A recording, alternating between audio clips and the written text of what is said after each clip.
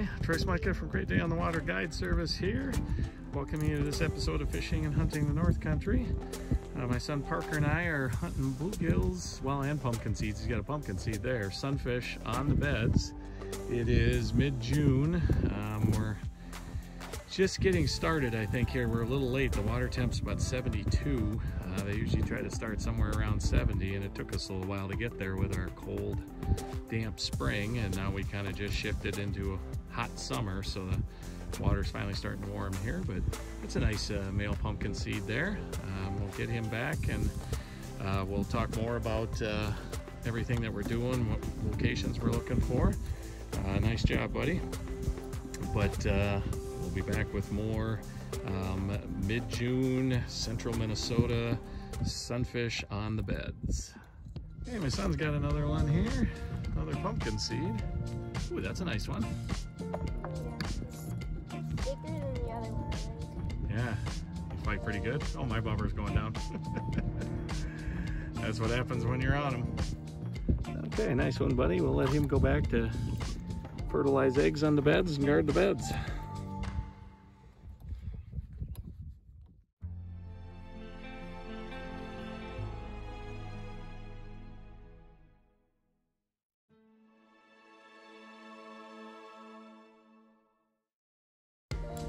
Hey, there's another small, like a little bigger, but that's a male, and you can see starting to get his breeding colors. That belly's getting nice and super orange, getting real blue under the gill. He's not spraying yet. Yeah, they're just starting to make nests here. We're at the beginning of it. I'll show you what we're using a little bit, as long as we've got one in here. We're just fishing this is a 1/16 ounce VMC Moon Eye jig, and then we just got a 2-inch panfish size, actually it's 1.5 inch panfish size tube, a little soft plastic tube. We're spraying that with a little bit of Berkeley Gulp scent, just to keep it a little flavor on it. I've got it attached to a liter of Berkeley Vanish fluorocarbon here, just for a little extra abrasion resistance. We get some bass doing this, or pike up chasing the sunnies around too. And Stealth, nice and clear. And I've got that a little tiny fast snap attaching to the jig. Then I got a barrel swivel between the Vanish and the 4-pound test Berkeley Fire line. That's the main line. Just got a Carlson aerodynamic slip bobber here on there. We're fishing where we're at here. We're out on top of a reef, and weeds all around it, open water in the middle, good spots of good bedding bottom. So these fish are at about 6 feet, so we're fishing about 4.5 feet down. We've got other spots out here we'll fish where they're up tighter to the shore, and they're bedding in 2 feet of water too. Just using this is a St. Croix Panfish Series ultralight 8-foot spinning rod with a Fluger President ultralight spinning reel on there with the 4-pound test fire line. That's all you need. You can search for fish with other baits too, but when they're on the beds, you got to pretty much leave it dangling in front of them. They're not chasing baits around, so you got to fish vertical like this. We'll get back out and see if we get some more. All right, now we got a little female here, but you catch those too. They're going to be moving up on the beds and laying the eggs once they're done making them. So we'll get back at it, try to get some more of the bulls here. All right, got another one here, another smaller male bluegill. Spraying. Yep. All right, still haven't found the real big male bluegills. We found some big male pumpkin seeds and some smaller male bluegills, so I'm gonna have to make a run here. We'll keep after them. All right, got another bluegill here, another male. Let's see if he's gonna spray this. Yep. So yeah, found another little patch of beds here. Okay, and my son's got a beauty here. We're not sure yet if that's oh, that's a hybrid. That's why it's so big. Holy cow! Look at that one, pal. It's a cross between a bluegill and a pumpkin seed. So a hybrid sunfish. We're gonna get a photo of that, get a measurement on that. He can barely get his hand around that one. Look at that beastie. I'll Actually, that's pushing 10 inches. So get a picture of him and let him go. Yeah. He buried the bobber good too, didn't he? All right, that was a 10-inch hybrid he got there. We'll get that boy back in there to guard the nests and make some more, and away it goes. You get a double thumbs up for that one there. All right. Right after my son's hybrid, bluegill pumpkin seed, I got just a straight pumpkin seed here, and that's a nice one too. So, get spraying. Nope. Hey, you got another nice fat pumpkin seed. Here, we'll get him off the hook and show him. Still catching him on that soft plastic tube on the 16th ounce jig under the slip float. It's a nice, pretty pumpkin seed there.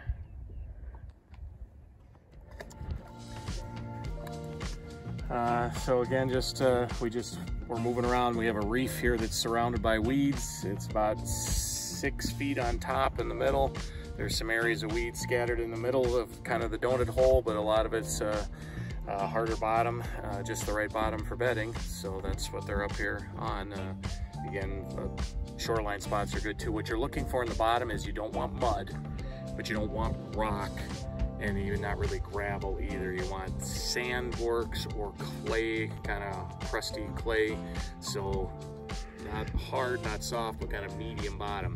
And then the sunfish come up just like bass do. It's a lot of the same area as bass bed. They kind of fan out with their fins and their tail. They fan out and make a bed, a little circular bed down to a little bit harder stuff under the silt that's on top.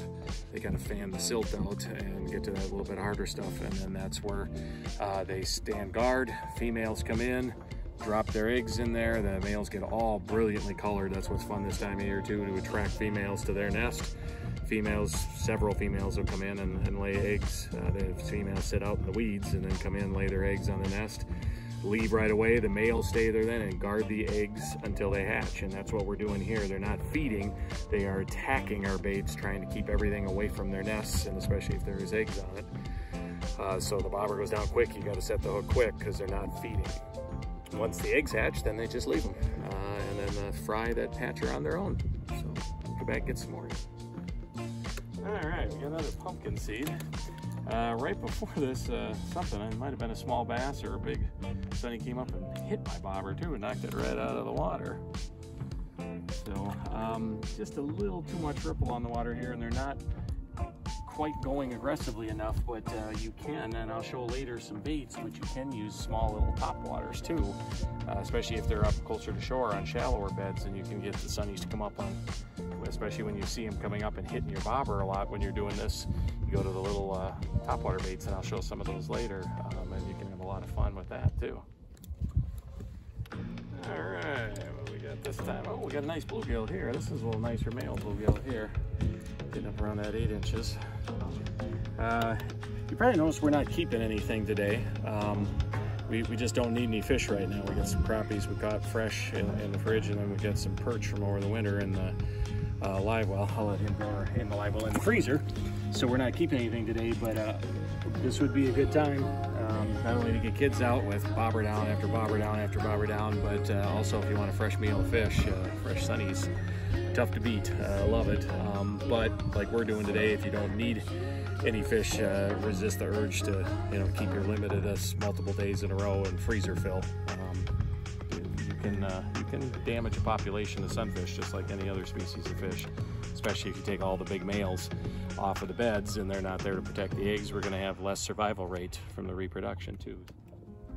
Hey, another bait you can use. I'll run I ran down the baits here is we got a pumpkin seed here. I call it my nickname for it is a beetle spin, from the old Johnson beetle spin when it first came out, but it's the same 16th ounce VMC jig we're using under the float, but with a 2-inch, either a minnow or a paddle tail. This happens to be a paddle tail. It's a Berkeley ripple shad, and then a little number 1 size jig spinner that clips onto there, and you just have basically a little panfish size spinner bait, and you can slow roll that through and over the weeds.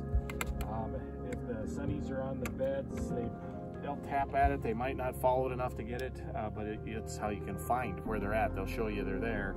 Then you might have to stop fishing vertically. And of course, this is good later in the summer when sunfish are just cruising over the weeds. And it's a really good crappie bait as well. We're searching for some new beds here right now with this, using this horizontally as a search technique.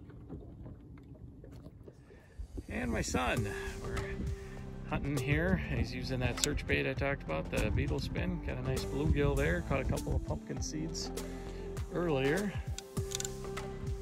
Oh yeah, that's a nice male there. Is he squirting? A little bit. Just gonna get started bedding here. Nice fish, bud. Good job. And my son, another nice pumpkin seed, drilled the search bait, the jig spinner.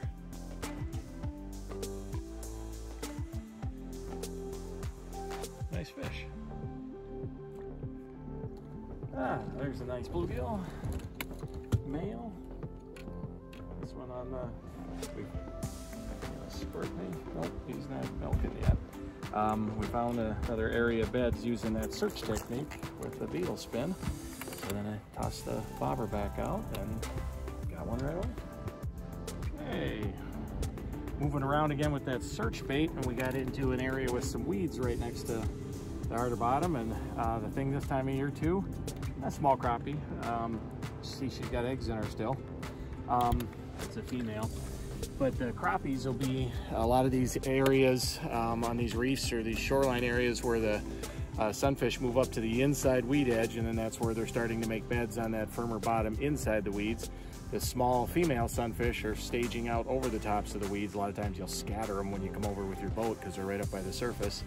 But then the crappies are spawning a lot of times in that weed or wood or whatever you've got just outside of there. So you can literally, in some cases, fish out one side of the boat and catch big male bluegills on the beds, fish out the other side of the boat, catch the little female sunfish and or the crappies too. All right, so we're gonna show you the baits that we used today, or that you could use depending on conditions. This was the search bait that we used if you don't, know general areas but don't know exactly where the beds are, and this is that jig spinner I talked about, 16th ounce VMC Moon Eye jig, a 2-inch. This one happens to be a Berkeley ripple shad, but a Berkeley power minnow or power bait ripple shad will work with a #1 jig spinner on there. And you just slow roll that bait over the tops of weeds and then out over the firm bottom areas. Sometimes the sunnies will hit it, but if they're really hard protecting the beds, they'll nip at it, but they won't follow and get it, but they'll show you they're there. When you find where they're at on the beds, then we switch to this presentation, and this is the same 16th ounce VMC Moon Eye jig, but suspended under a float. We've got a liter of fluorocarbon, Berkeley Vanish fluorocarbon, tied to a little quick snap so you can change the jig color and size. We've got a little 1.5-inch plastic tube on there, and then splitting from the fire line on the main reel to the fluorocarbon, a little barrel swivel, and then a slip float with a slip knot, so you can adjust. The spots we found them today, they were bedding in about 6 feet of water. Sometimes you can find them bedding in 1.5 or 2 feet too, so then you need to be able to adjust that float. And then we had a little bit too much ripple on the water today, and we were deeper, but if you find them up shallower in calm conditions, then here I've got, this is a Rapala ultralight. It's an ultralight version of the Skitter Pop. It's a little topwater popper. It's got that flat front face, kind of concave front face. You toss this out and it floats, and you pull it and it makes a chugging noise and pushes some water ahead of it. A little bit too much ripple today, but boy, if you find on a nice calm day, find sunnies in under 4 feet of water, toss on the beds, toss this over the beds, and they'll come up. We've all probably you've all seen it before, where you're fishing them with the bobber and they're coming up and tapping the bobber and swirling at the bobber. Well, put this out there with some hooks on it, and it's a fun, great way. I've got a little fluorocarbon, again, leader to help with abrasion resistance a little bit. And don't let this fool you. This bait casts like a bullet. We're using ultralight spinning combos, St. Croix panfish rods, Fluger President ultralight reels with 4-pound test fire line, and with that ultralight setup, this thing, you can pitch this out there 40-50 feet, no problem. and just slowly pop that back, and when you get over the beds, you'll know about it because they just come flying up. So hope you learned some tips about where to look for sunfish on the beds, and crappie spawning, and sunfish staging and getting ready to bed. You can have a great day like we did today. We caught crappies, we caught pumpkin seeds, we caught bluegills, we caught a big hybrid. Just had a great day. You can see we're a little hazy. We got Canadian wildfire smoke today. That helps a little bit too, keep them going shallow a little bit longer. And then hopefully you got some good tips on the tackle to use. Great time to get kids out and just have a blast. Bobber down, fish in. Good time to keep a nice fresh meal of some tasty bluegills too. Usually about the time the water gets into the low 70 to 73, this gets going, and then it'll go for a couple of weeks. Even on one lake, it could be different parts of the lake has it going at different times, and then different lakes are different. You got to get that water temperature. Can start as early as right at the beginning of June, can start as late as mid to late June, just depending on the weather conditions in the area and how soon the water gets to the right temp. For Parker Smutka behind the camera, I'm Troy Smutka. Thanks for tuning into this episode of Fishing and Hunting the North Country. We'll see you for our next one. Until then, good luck, and I will see you out there somewhere.